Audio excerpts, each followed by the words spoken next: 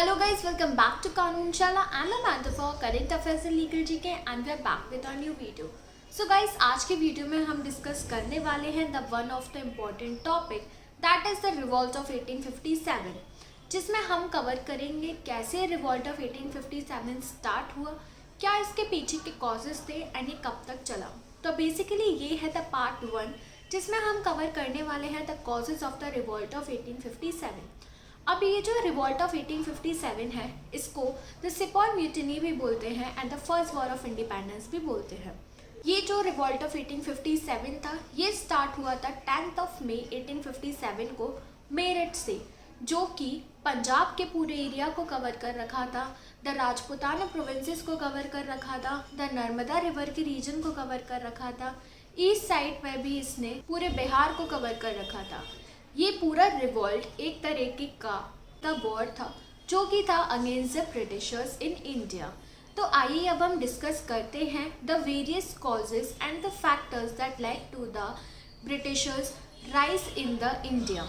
So let's move forward towards the video.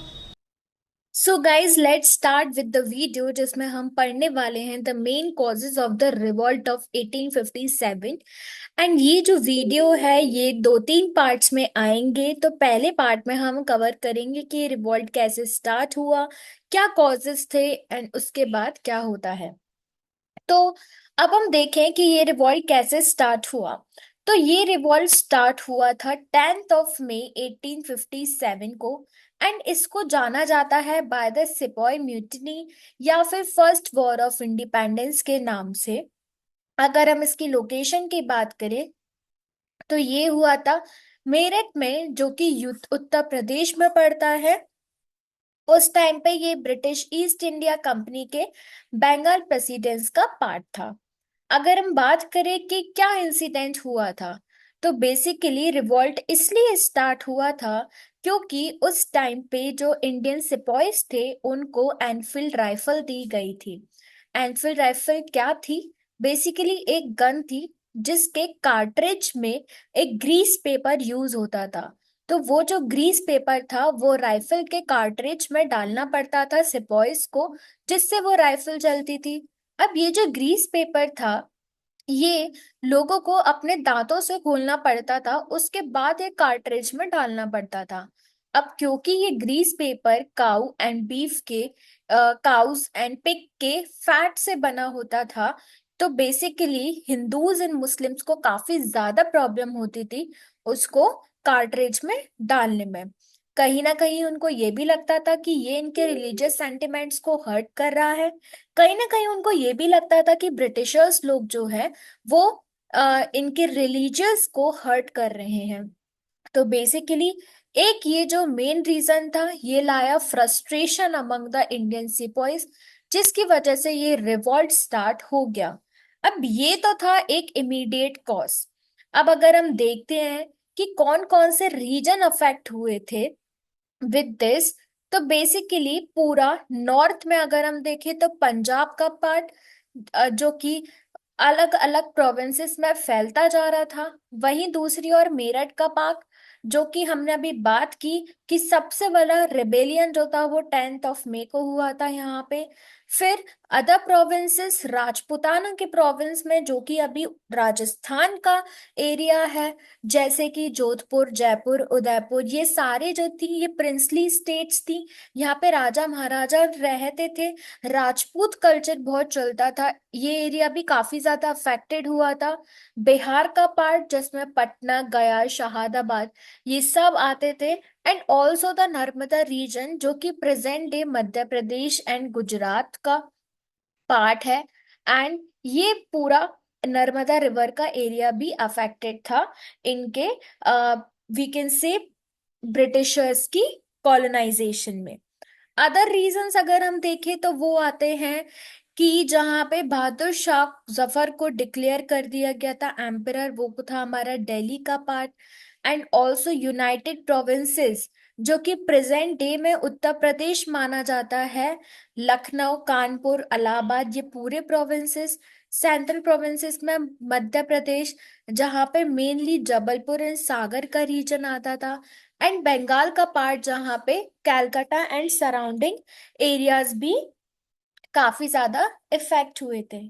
अब यहाँ पे मेनली की बैटल्स क्या क्या फाइट की गए थे ड्यूरिंग दिस सीज। तो बेसिकली 10 मई को हमने देखा बैटल ऑफ मेरठ हुआ था। जून 1857 से लेके सितंबर 1857 तक सीज ऑफ दिल्ली हुआ था। जून 1857 में बैटल ऑफ कानपुर हुआ था। एंड सीज ऑफ लखनऊ हुआ था जून 1857 से मार्च 1858 तक। एंड बैटल ऑफ झांसी हुआ था जो कि हमारी रानी लक्ष्मीबाई ने फाइट किया था मार्च 1858 में। तो ये सब थे बैटल्स जो कि just after the revolt of 1857 अकर हुए थे। अब ये जो रिवॉल्ट ऑफ 1857 था ये एक फ्रस्ट्रेशन था for the people of India over the 100 years of British colonial rule in India. होता क्या था कि जब से ब्रिटिशर्स लोग आए थे कुछ ना कुछ ऐसी चीजें हुई कि इंडियन पीपल में फ्रस्ट्रेशन लेके उनको बढ़ने लगा। एंड इंडियन पीपल को कहीं ना कहीं ये डर था कि ये हमारा traditional way of living Indian way of living खत्म कर रहे हैं एंड ये ब्रिटिश कॉलोनाइजेशन कर रहे हैं। चाहे वो British east India company establishment in India 1612 से रिलेटेड हो या फिर वो बैटल ऑफ प्लाजे हो जहां पे ब्रिटिशर्स की विक्ट्री हुई थी एंड उनका कॉलोनियल रूल स्टार्ट हुआ था। And also expansion of British territories through wars and treaties जहां पे वो अलग अलग वॉर करते थे चाहे वो बंगाल का पार्ट हो या फिर किसी प्रिंसली स्टेट का पार्ट हो। एंड वहां से उनसे ट्रीटी साइन करवाते थे एंड उस पर्टिकुलर जगह को अपने अंदर कैप्चर कर लेते थे। ये तो हो जाती थी ब्रिटिश कॉलोनाइजेशन की पॉलिसी।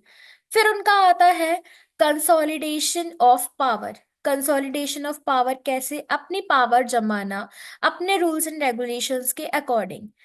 जब ब्रिटिशर्स लोग अपना कॉलोनाइजेशन बढ़ा रहे थे साथ ही साथ वो एनेक्सेशन भी कर रहे थे इंडियन स्टेट्स पे चाहे वो डॉक्ट्राइन ऑफ लैप्स को लेके हो या फिर वो सब्सिडरी अलायंस को लेके हो।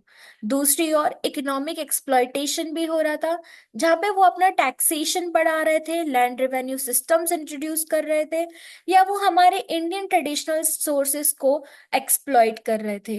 वहीं दूसरी ओर कहीं ना कहीं ट्रेडिशनल सोशल जो हमारी इंडियन लैंग्वेज थी हमारा इंडियन कल्चर था जो ट्रेडिशनल कल्चर था उसको वो ओवरलैप कर रहे थे by the western education and the Christian missionary activities.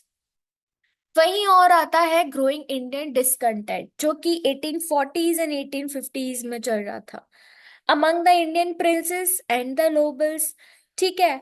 वहीं इकोनॉमिक हार्डशिप्स होने लगी थी लोगों को जहाँ पे poverty famine destruction of traditional industries ये सब चीजें एक common we can say hardships की तरह होने लगे थे लोगों को। वहीं कल्चरल टेंशन्स भी बढ़ने लगी थी क्योंकि एक तरफ जहाँ वेस्टर्नाइजेशन की ग्रोथ हो रही थी वहीं दूसरी ओर ट्रेडिशनल इंडियन वैल्यूज का डिक्रीमेंट हो रहा था। तो ये एक मेन कॉज था फॉर द इंडियन डिसकंटेंट जहाँ पे कल्चरल टेंशन्स काफी ज्यादा बढ़ रही थी क्योंकि ट्रेडिशनल वे ऑफ लिविंग लोगों का खत्म होता जा रहा था। एंड कहीं ना कहीं ये ट्रेडिशनल एजुकेशन हमारा इंडियन हैंडीक्राफ्ट्स हमारा इंडियन रिसोर्सेस हमारा कल्चर हमारी एग्रीकल्चर को खत्म कर रहा था।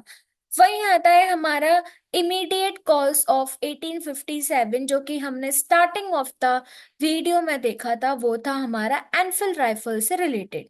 एनफील्ड राइफल जहाँ पे ग्रीस पेपर को यूज करा था कार्टेजेस में।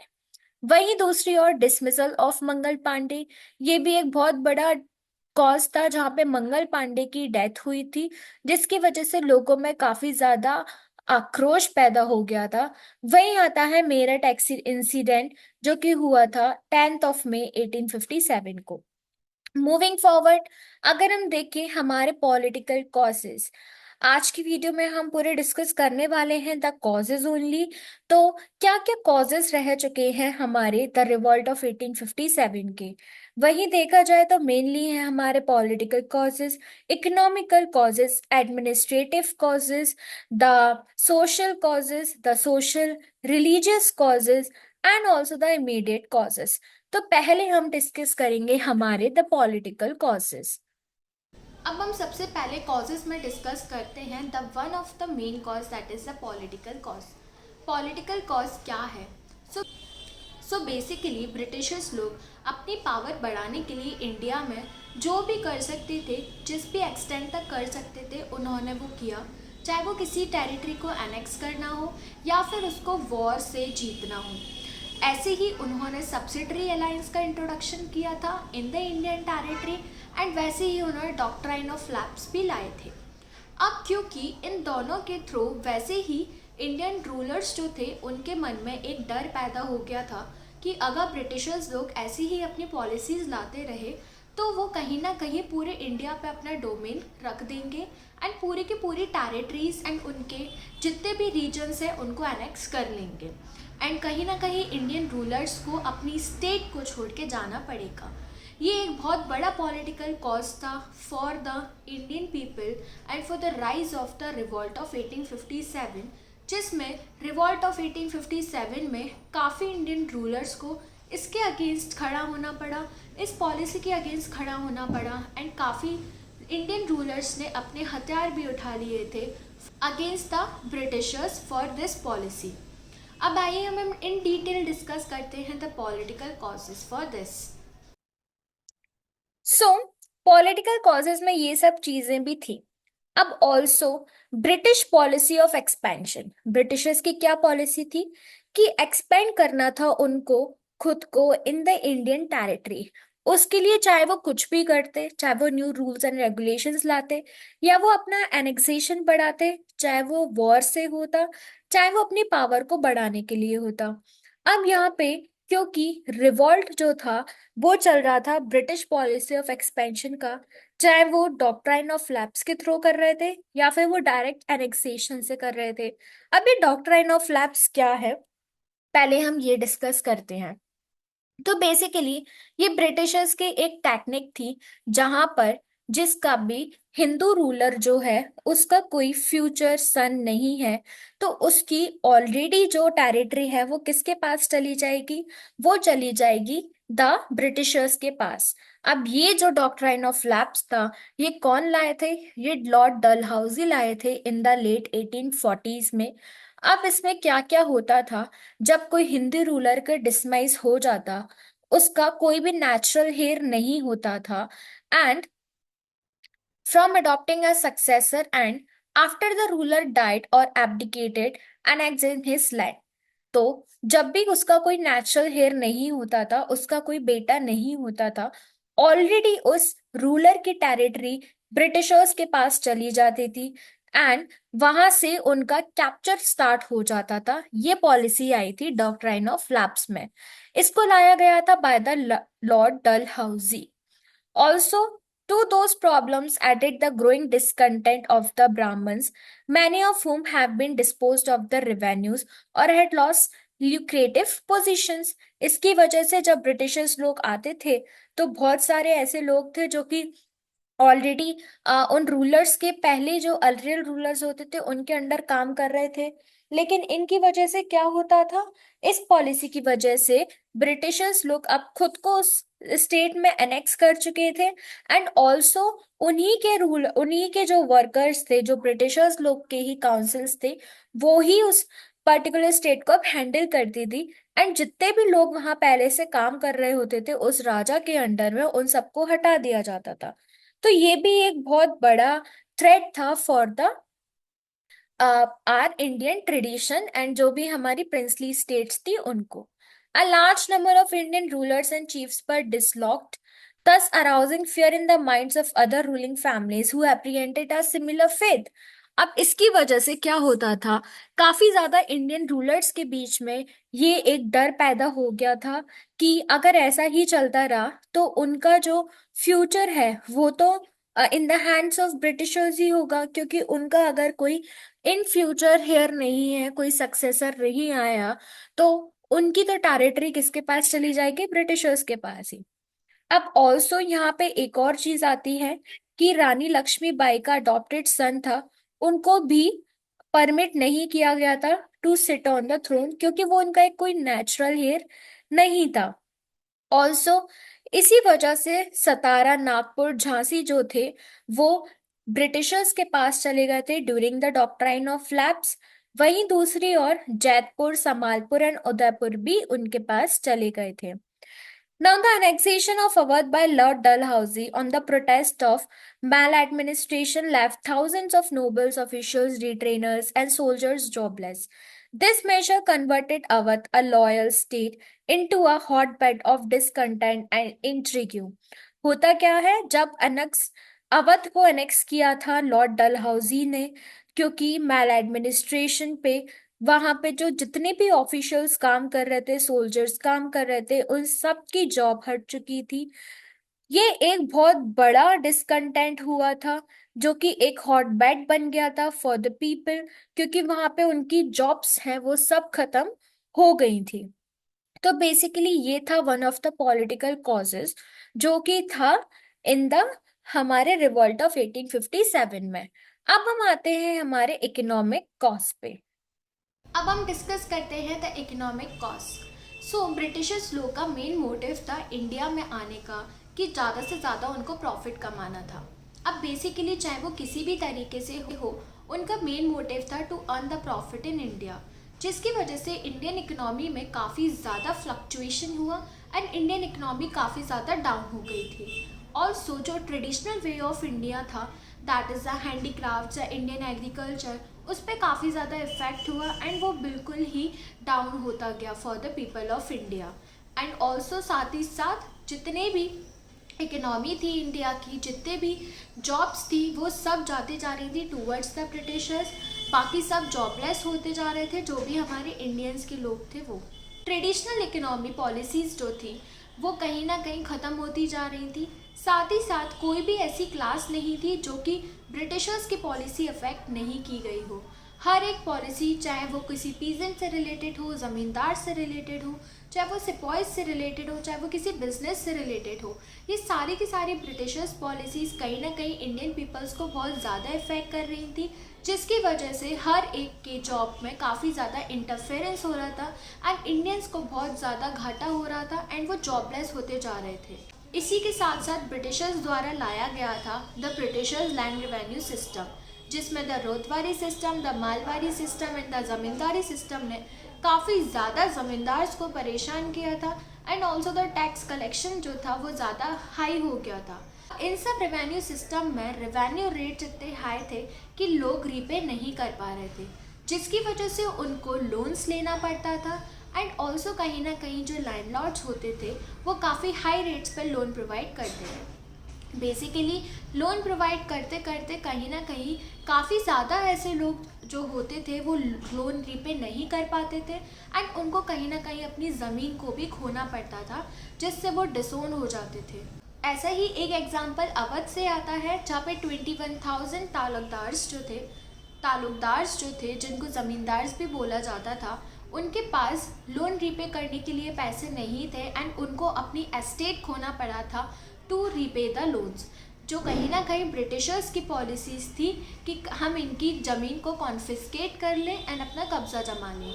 वहीं दूसरी ओर जितने भी इंडियन गुड्स थे उन पर हाई टैरिफ लगाया जाता था, हाई टैक्स लगाया जाता था एंड जितने भी इंडियन गुड्स थे उन पर लो टैरिफ लगाया गया था। वहीं दूसरी ओर इंपोर्ट एंड एक्सपोर्ट भी गुड्स का काफ़ी ज़्यादा हुआ था एंड वहीं कॉटन एंड सिल्क इंडस्ट्रीज़ को भी काफ़ी ज़्यादा इफेक्ट पहुंचा था, क्योंकि यहाँ से काफ़ी ज़्यादा एक्सपोर्ट होता था एंड इंडियन रिवॉल्यूशन में द एंड पर आ गई थी the cotton and the silk industries. वहीं दूसरी ओर जो ब्रिटिशर्स के गुड्स होते थे उनको काफ़ी ज़्यादा प्रमोट किया जाता था एंड इंडियन के गुड्स को काफ़ी ज़्यादा डिस्करेज किया जाता था इंडिया में, जिसकी वजह से इंडिया के जो काफ़ी ज़्यादा middle and the low class लोग थे जो कि ये आर्ट एंड क्राफ्ट की चीज़ें करते थे, जो आर्टिसंस पीपल थे, उनके जॉब को काफ़ी ज़्यादा एफर्ट्स में डाला गया था एंड ऑल्सो कहीं ना कहीं उनको डिस्करेज किया गया था। उनकी जॉब्स जा चुकी थी एंड उनके पास कोई वर्क नहीं होता था, वो जॉबलेस हो जाते थे। कहीं ना कहीं इन सब चीज़ों से अनएम्प्लॉयमेंट क्रिएट हो रहा था इंडिया में एंड ये डायरेक्टली इफेक्ट कर रहा था to the economy of the India. ये एक नेगेटिव इफेक्ट कर रहा था to the economy India and ये एक नेगेटिव इम्पैक्ट बन चुका था बाय द ब्रिटिशर्स, जो कि इंडियंस को काफ़ी ज़्यादा समझ आ रहा था कि कहीं ना कहीं हमारे ट्रेडिशनल इंडियन इकोनॉमी पर इफ़ेक्ट कर रहे हैं एंड ये कहीं ना कहीं हमारी ट्रेडिशनल इंडियन इकोनॉमी को ख़त्म करना चाह रहे हैं। ये भी बन जाता है the one of the main reason for the revolt of 1857। Let's discuss in detail the economic causes for this. So अगर देखा जाए रूरल एरियाज में पीजेंट्स एंड जमींदार्स जो थे उन पर हैवी टैक्सेस लगाए जाते थे उनके लैंड पे। एंड जो उनका मेथड ऑफ कलेक्शन था वो कौन करता था, वो कंपनी हैंडल करती थी। एंड ये जो मेथड था ये काफी स्ट्रिक्ट मेथड था क्योंकि वो उनके साथ बिल्कुल भी लिबरल नहीं होते थे। चाहे पीजेंट जमींदार्स पे पैसे हो या ना हो उनको पैसे देना ही पड़ता था, या फिर वो उनके टेरिटरी को या फिर उनके लैंड को कॉन्फिस्केट कर लेते थे। और फिर ज्यादातर लोग इन ग्रुप्स में से हैवी रेवेन्यू डिमांड्स को कंप्लीट नहीं कर पाते थे, उनके पे लोन को रीपे नहीं कर पाते थे मनी लैंडर्स को, जिसकी वजह से वो अपना लैंड खो देते थे। एंड फिर ये जनरेशन्स टू जनरेशन्स चलता रहता था। फिर उसके बाद क्या होता था, क्योंकि लार्ज नंबर ऑफ सिपॉइल्स जो होते थे वो पीजेंट्री क्लासेस में होते थे एंड उनकी जो फैमिलीज थी वो मोस्टली विलेजेस में रहती थी, तो कहीं ना कहीं इसकी वजह से पीजेंट्स को भी अफेक्ट होता था।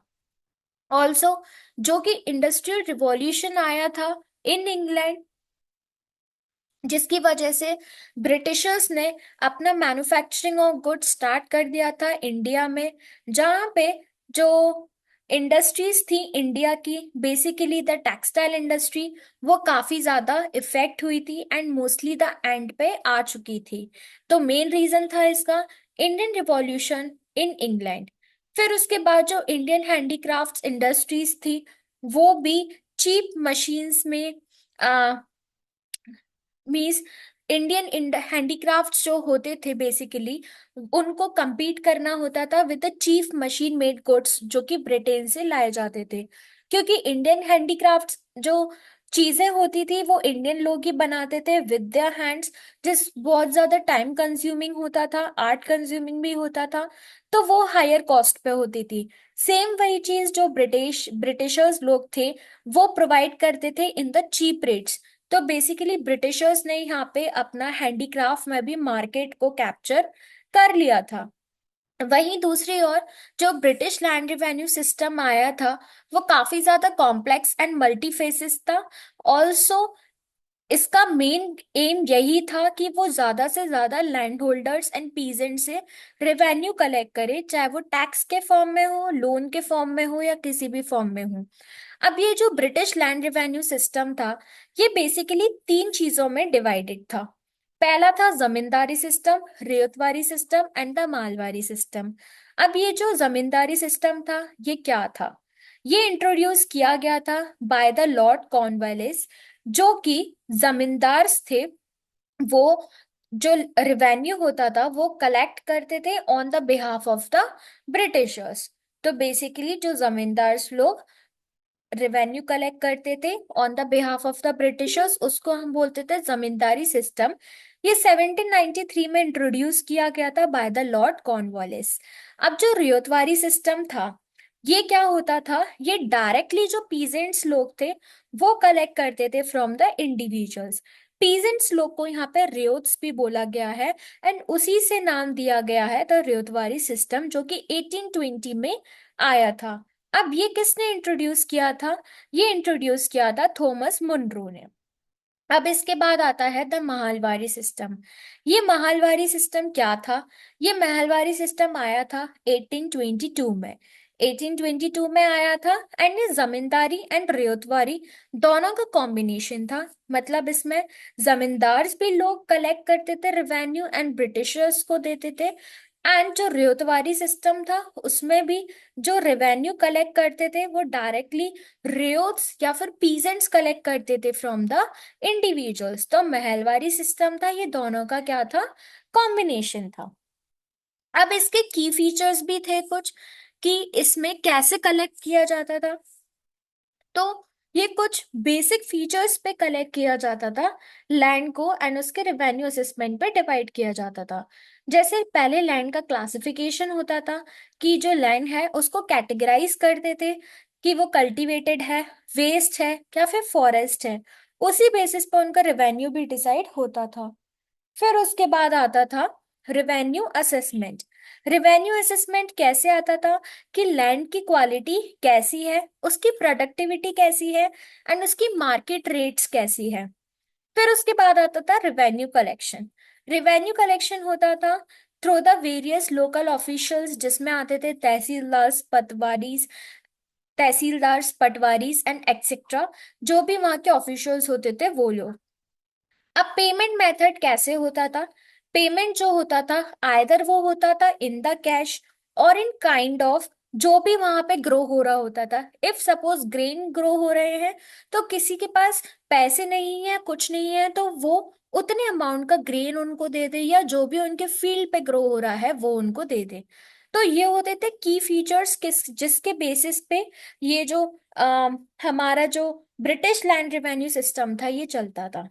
अब आता है हमारा एडमिनिस्ट्रेटिव कॉस्ट।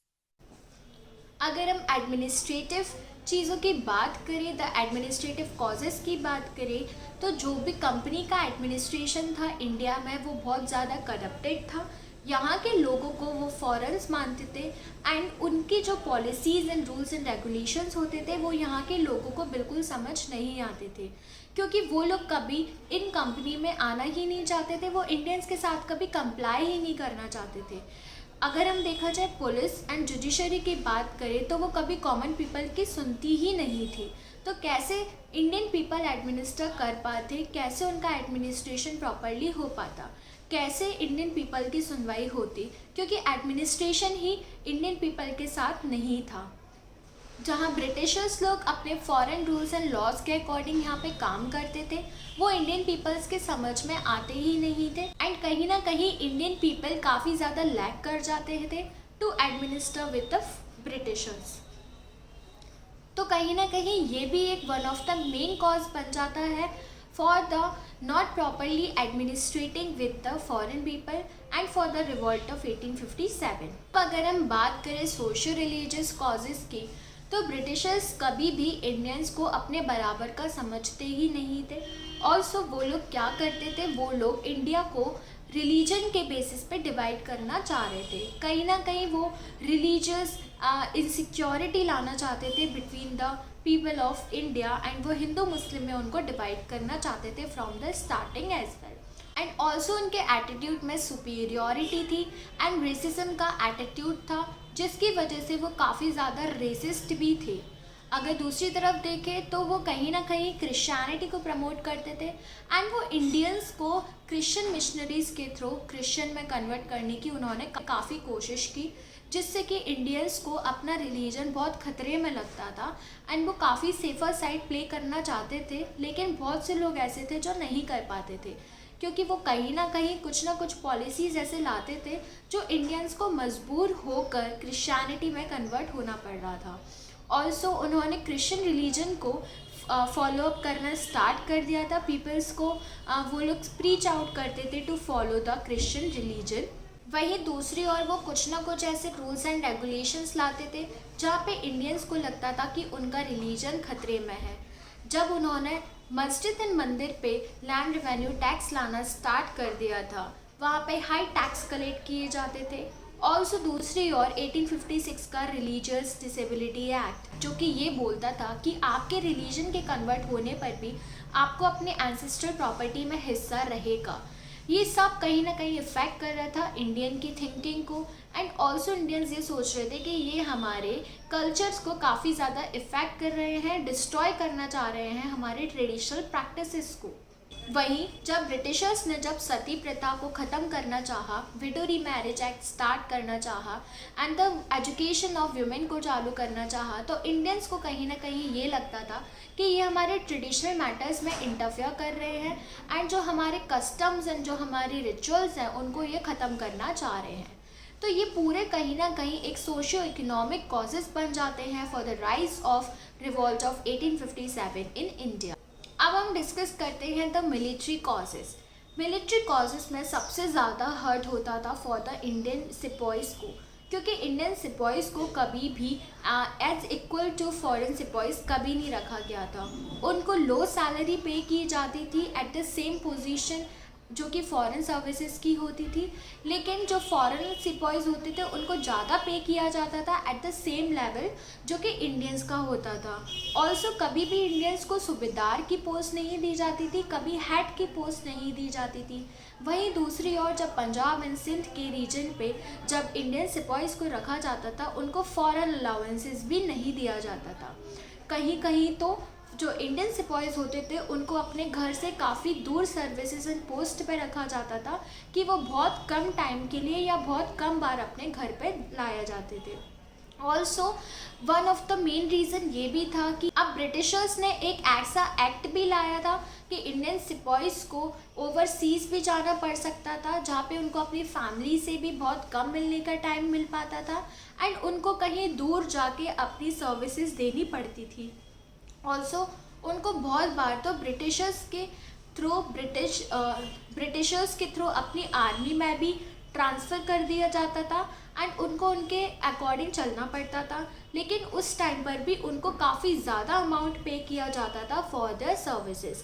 तो ये कहीं ना कहीं एक नेगेटिव फीलिंग्स अराइज करते थे in the mind of the Indian sepoys, जहाँ पे इंडियन सिपॉइज का मेन बना था जब अवध को एनेक्स किया गया था, क्योंकि जो अवध था वो मेनली द होमलैंड था of many of the Indian sepoys. क्योंकि वो उनका मेन होमलैंड था तो वो कहीं ना कहीं उस फीलिंग से अफेक्ट होते थे एंड जो अनेक्सेशन ऑफ अवध था वो एक मेन कॉज बन गया था फॉर द रिवॉल्ट ऑफ 1857। अब आता है हमारा द मिलिट्री कॉज।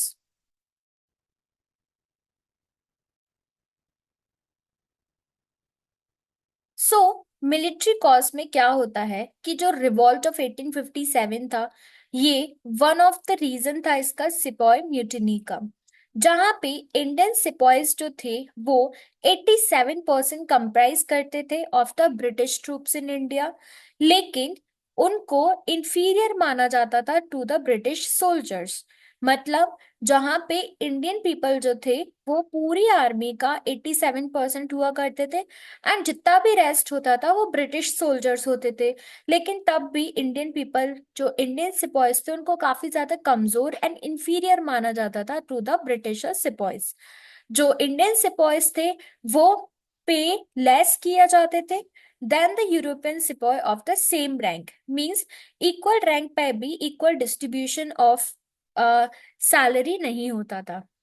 फिर ऑल्सो उनको अपने घर से दूर की सर्विस दी जाती थी, मीन्स फार अवे एरियाज दिए जाते थे उनके घर से।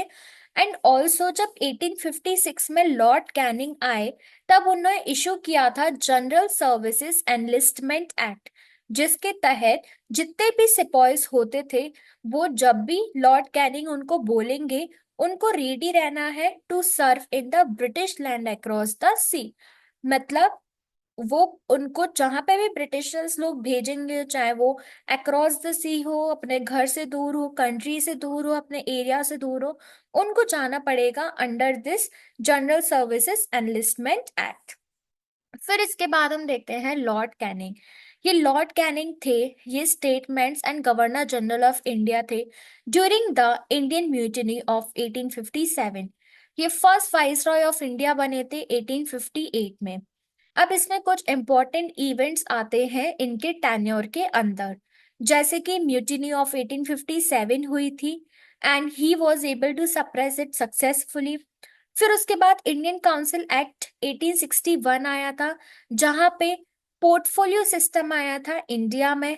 फिर उसके बाद जो डॉक्ट्राइन ऑफ लैप्स हमने देखा था उसको भी इन्होंने विड्रॉ किया था, जो कि लॉर्ड डलहौजी लेके आए थे एंड ये भी एक one of the main reason बना था for the mutiny of 1858।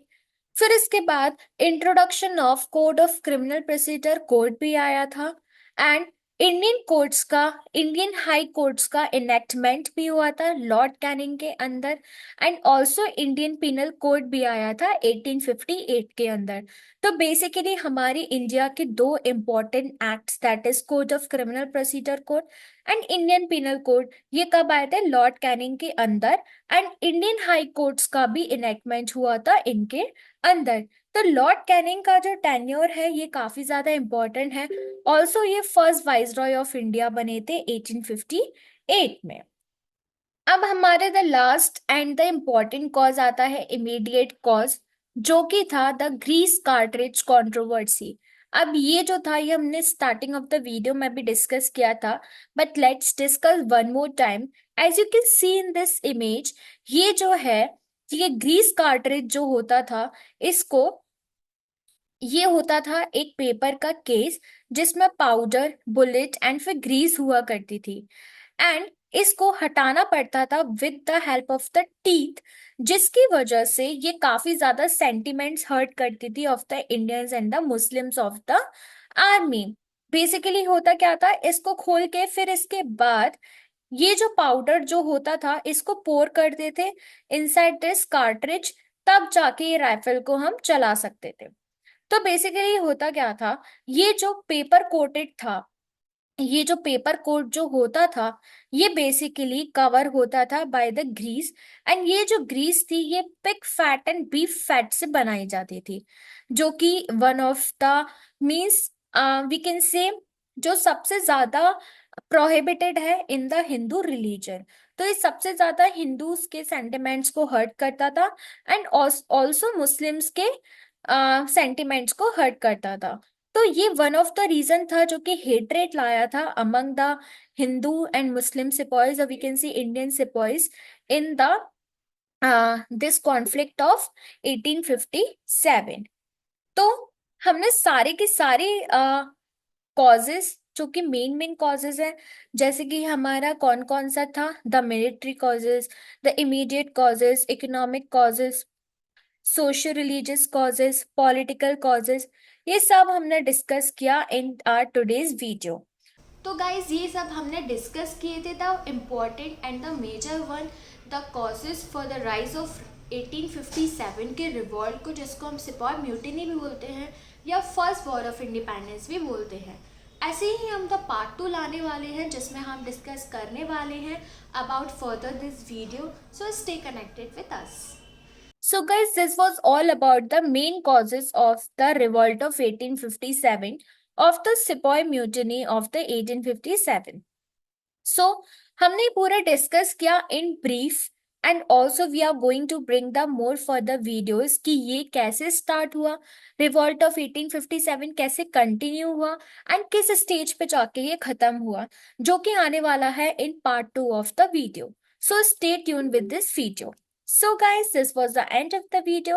I hope that you would like our video. Before going to like the video, hit the bell icon, subscribe to the channel. Don't forget to share the video. Also hit the bell icon so as soon as a new video is uploaded, you can watch it. Also follow us on Telegram. The link is given in the description. And for the daily updates, follow us on Instagram with the current affairs.